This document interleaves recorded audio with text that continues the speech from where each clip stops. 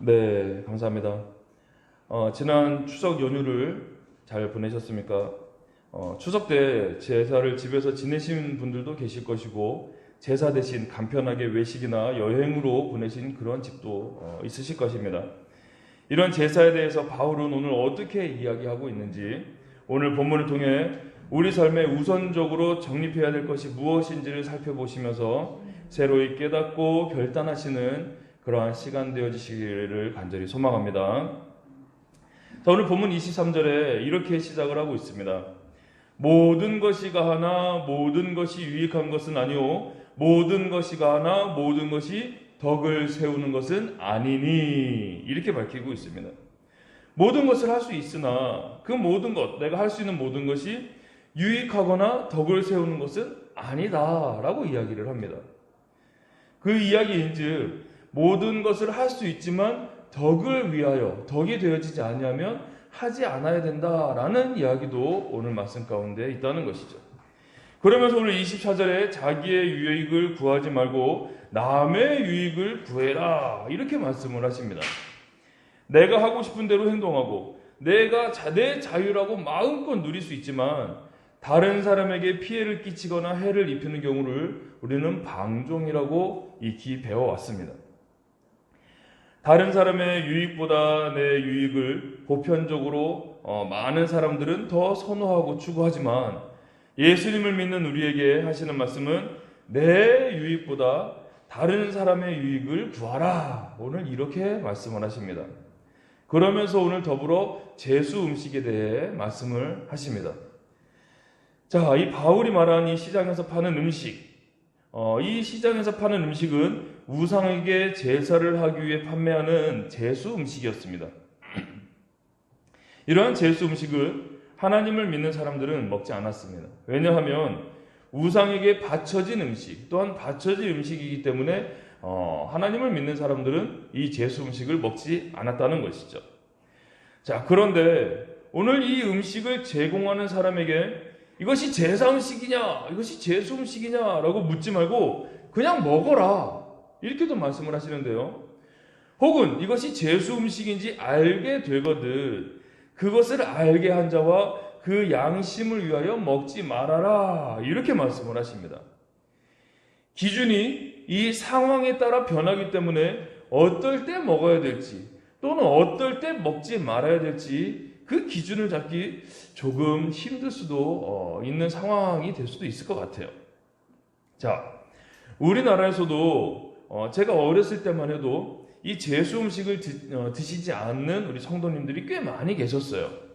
명절이나 제사 때 이렇게 그 제사상에 올렸던 이 제수 음식을 식구들이 다 같이 둘러 앉아서 식사를 하시는데, 기독교인으로서 신앙을 지키기 위해 드시지 않는 분들이 꽤 많이 계셨습니다. 더불어 그때는 우리가 평소에 잘 먹는 이 찰순대조차도 드시지 않는 분들이 또 상당히 많이 계셨어요. 왜냐하면 창세기 9장 4절 가운데 보시면 이 노아의 홍수 이후에 노아에게 육식을 이제 허락해 주시는데요.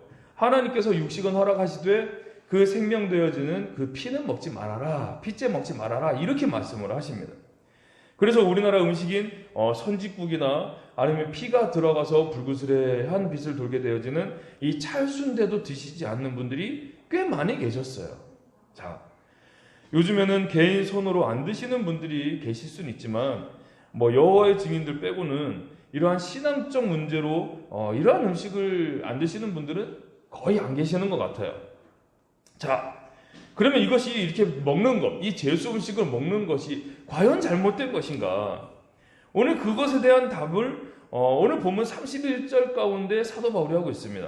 자, 제가 한번 읽어드리겠습니다. 그런즉 너희가 먹든지 마시든지 무엇을 하든지 다 하나님의 영광을 위하여 하라. 아멘이십니까?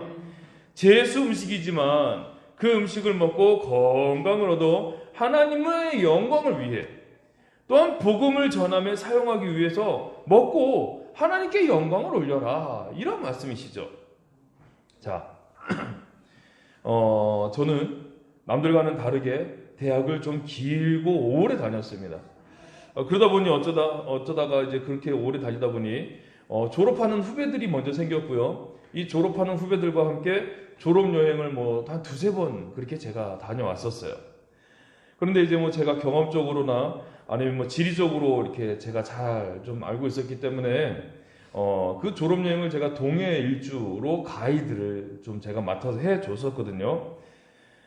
왜냐하면 그때 당시에 내비게이션도 없었던 시대이기 때문에 검색 이런 것도 없었었어요. 그래서 이 지리를 알고 있는 분들, 그리고 다녀봤던 분들이 그 가이드를 해주면 이런 곳이 있었구나, 이제 이런 지금 상황이었었거든요. 그래서 좀 멋진 정동진의 이렇게 헌화로도 좀 제가 우리 전도사님들 후배들이지만 데리고 갔고 명소를 곳곳을 다녔어요. 그래서 조금 더 우리 전도사님들에게 졸업을 하면 더 유익한 시간들, 그러한 경험들이 좀 어떻게 해야 될까 고민을 했었죠. 그러면서 이제 정동진 쪽에 제가 등명 낙하사를 들렀습니다. 지금도 있는 걸로 알고 있어요. 제가 차에서 내리기 전부터 이 전도사들이 왜 절을 가냐, 왜 절을 가기 싫다, 이러한 반발의 의견들이 굉장히 속출을 했어요. 그래서 제가 한마디 했죠. 나보다 학번 안 되면 다 따라와! 제가 이렇게 이야기를 했어요. 그때야 학번이 통했던 시대니까요. 그렇게 넓은 이 등명낙하사의 그 주차장에 모여서 가자파와 가지 말자파가 이렇게 서로 시끄러울 때 제가 한마디를 덧붙였습니다. 이 등명낙하사 초입에 보면 등명낙하수가 있는데 꼭 한번 먹어봐라. 굉장히 시원하다. 약수였거든요. 굉장히 시원하다 그랬더니 어떤 용감한 후배가 선배, 우리 전도사가 왜 절간물을 마셔야 됩니까? 그런 질문을 하더라고요. 그래서 제가 오늘 본문 이 말씀을 제가 좀 인용을 했어요. 어떤 말씀이냐면 오늘 26절 가운데 이렇게 되어 있거든요. 이는 땅과 거기 충만한 것이 주의 것임이라. 이 말씀을 제가 좀 인용을 해서 말을 했어요. 제가 무엇이라 얘기했냐면 이 원래 등명낙하사가 이곳에 지어지기 전, 등명낙하수라고 이름을 짓기 전부터 이미 하나님께서 오늘 내가 시원하게 마시고 나의 내가 더 건강해서 복음 사역 잘하라고 이곳에 시원한 약수를 주신 것인데 이곳 위에 등명낙하사를 지어놨다고 해서 원주인이신 하나님 그리고 그의 자녀인 내가 들어가지 못할 이유가 무엇이며 그 약수를 마시지 못할 이유가 무엇이냐? 제가 이렇게 질문을 했어요. 그랬더니 절간물 마시고 배탈 났어요. 절간물 마시면 머리가 아파요. 눌려요. 이런 폐잔병 같은 소리를 하지 말고 당당히 주인이신 우리 아버지가 나를 위해 예비하신 이 약수 먹고 이곳 곳곳을 누리면서 이 경관이 좋은 이 경치 좋은 곳에 절이 아니라 이 교회가 섰었다라면 우리 이런 도전을 좀 받자. 그리고 이 산지를 내게 주소서 하는 그 간절한 마음으로 우리 이곳 들어가자. 못 들어갈 이유 없다. 라고 제가 그렇게 이야기를 했어요. 고맙게도 우리 후배들이 우르르르 저를 따라왔었고 등명낙하수에서 한 잔씩 시원하게 물도 마시고 이렇게 좀 곳곳을 좀 누비면서 그렇게 구경을 했었던 그런 시간들이 있었습니다. 자, 이쯤 되면 그러면 이런 질문을 하시는 분들도 계세요. 그러면 절간물도 마실 수 있으면 와인이나 고량주도 하나님의 영광을 위해서 마셔도 됩니까? 꼭 이런 질문들, 이런 분들이 좀 계시더라고요. 또 오늘 31절 말씀의 상대적 의미는 하나님의 영광을 위하여 때로는 먹지 않아야 된다. 왜냐? 오늘 23절 가운데 그렇게 말씀하시거든요. 모든 것이 가하나 모든 것이 유익한 것이 아니다. 얼마든지 와인 마시고 고량주 마실 수 있죠.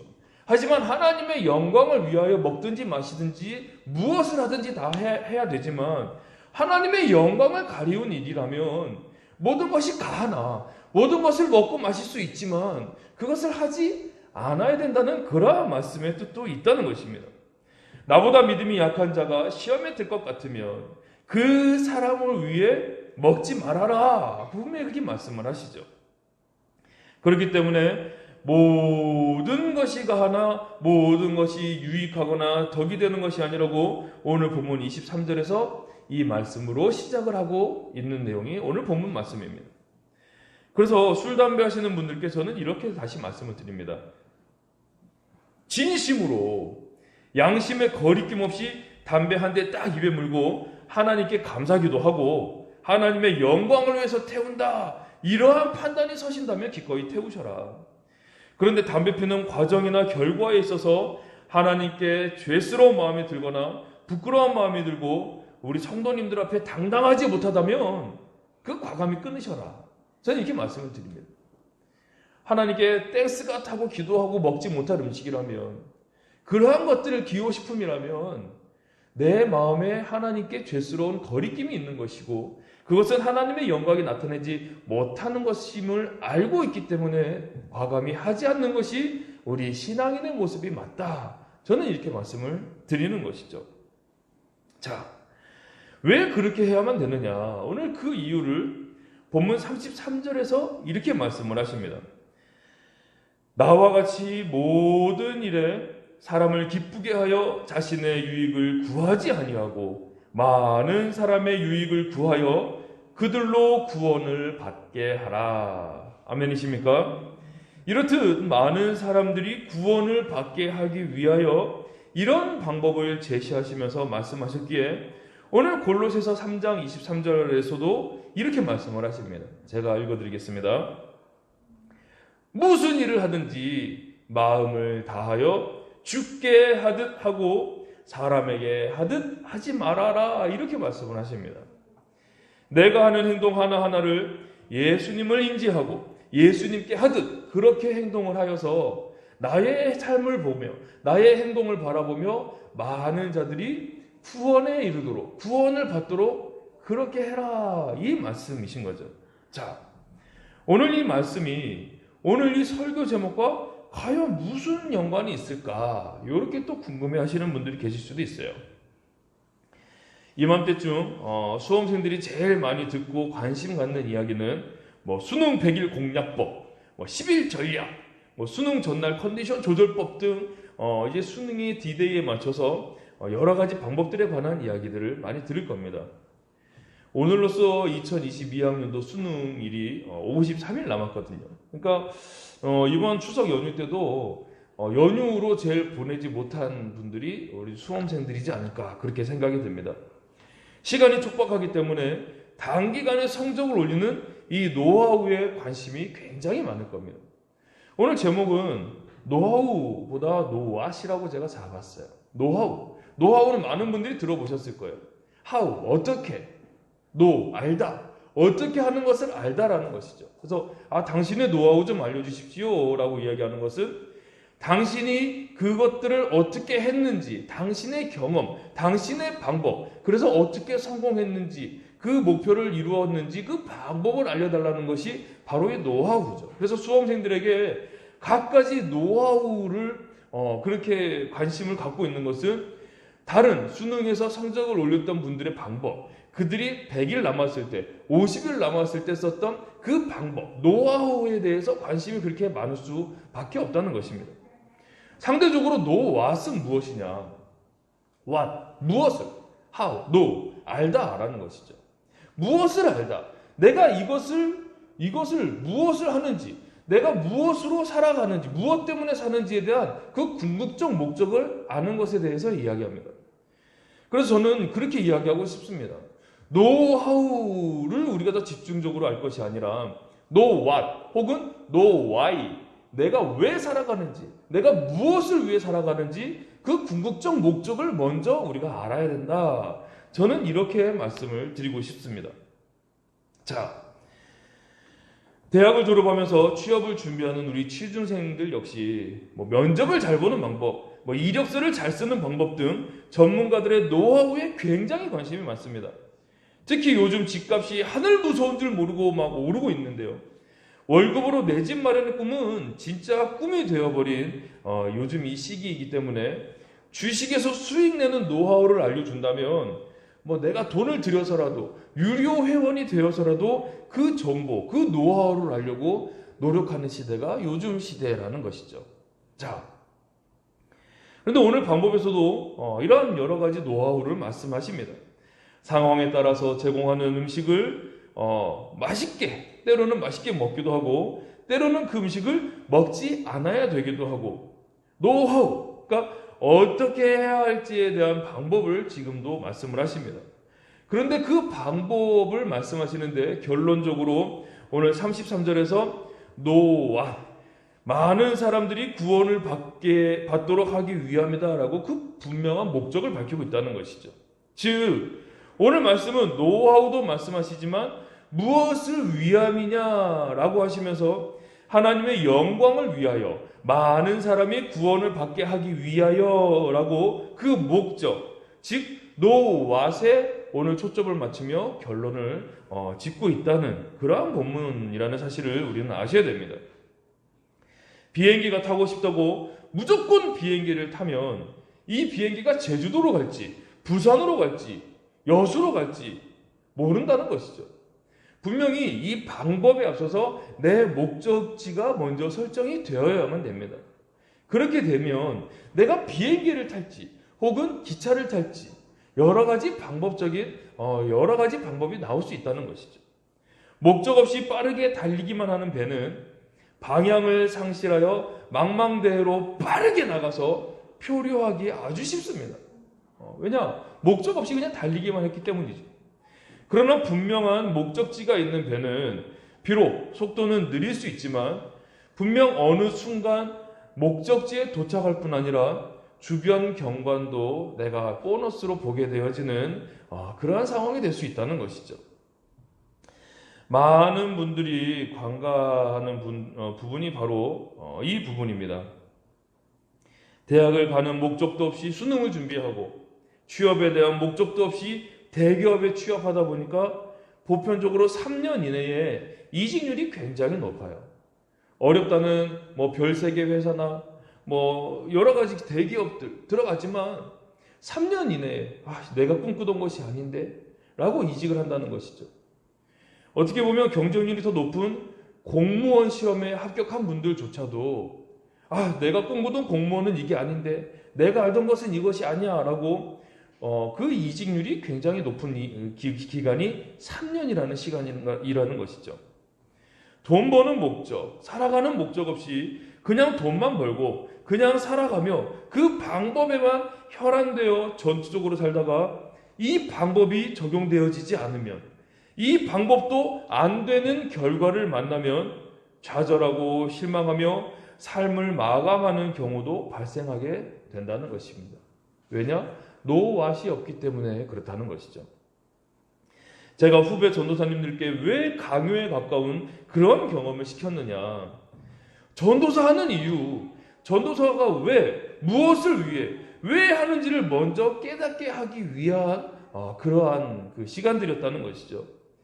자신조차 절간에 위축되어 못 들어가고 절간물 마시며 두통에 시달리는 등 분명한 전도사로서의 목적이 서게 될 때 어떠한 상황도 극복해 나갈 수 있다는 것을 알게 하고 경험하도록 하게 하고 싶어서 제가 그런 시간들을 일부러 만들었다는 것이죠.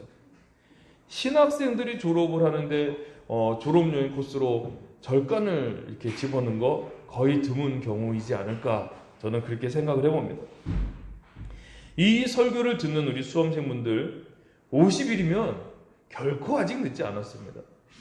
지금 상태에서도 많이 들어오셨겠지만 지금 상태에서도 최선을 다하신다면 결코 후회하지 않는 결과를 이뤄낼 수 있는 시간입니다.